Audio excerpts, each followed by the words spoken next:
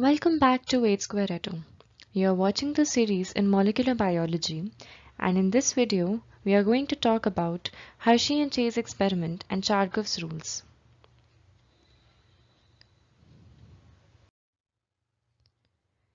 We were talking about the history of events and discovery of genetic material.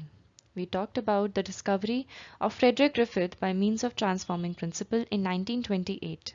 We also discussed about the biochemical characterization of the transforming principle by Avery, McLeod and McCarthy.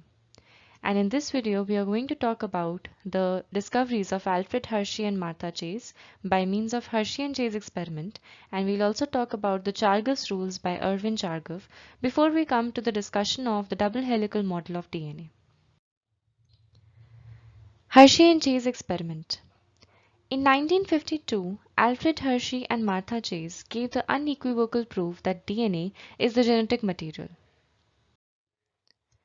They showed that DNA is the genetic material of viruses. Bacteriophage T2 infects E. coli.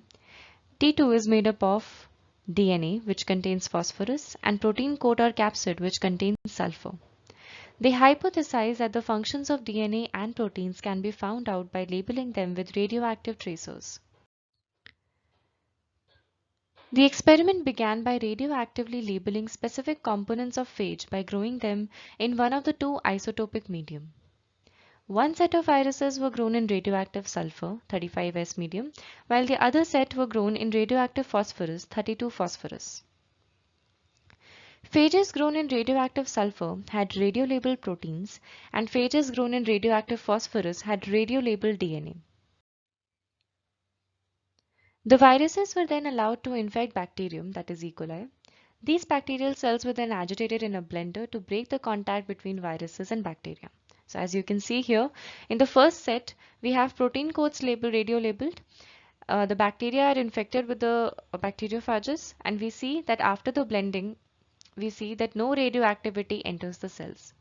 While in the second case, the phage DNA is radio-labeled, the bacteria are infected with the phages, and we finally see the radioactivity enters the cells because the DNA is radio-labeled. Then the virus and bacteria were separated via centrifugation. During centrifugation, the larger bacteria formed a solid pellet at the bottom while the smaller viruses remained in the supernatant. The bacterial pellet of sample infected with radioactive phosphorus phages was found to be radioactive, but not the radioactive sulfur phages. So as you can see, after centrifugation, the radioactivity is observed in the supernatant because the protein was radiolabeled. While in the second case, after centrifugation, we see radioactivity in pellet because the DNA was radiolabeled.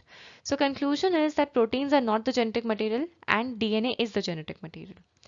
This indicated that proteins did not enter the bacteria from the viruses, thus confirmed that DNA, not protein, was the genetic material.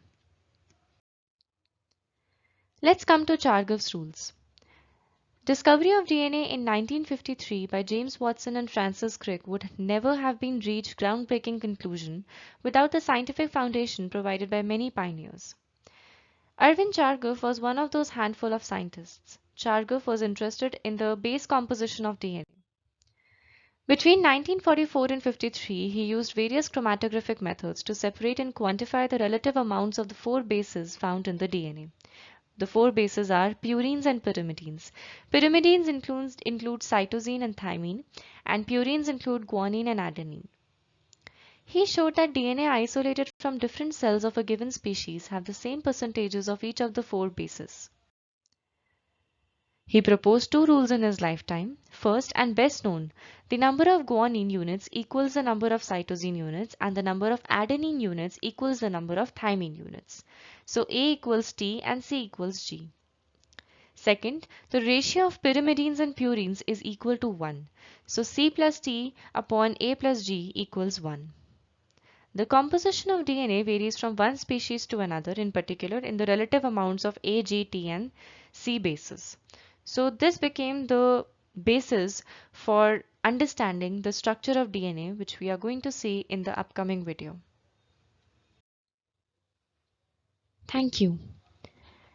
In the upcoming video, we are going to talk about the structure of DNA discovered by James Watson and Francis Crick. If you found this video informative, please like, subscribe and share. follow us on Instagram and Facebook, and for any queries or suggestions, please write to us at the given email address. Thank you.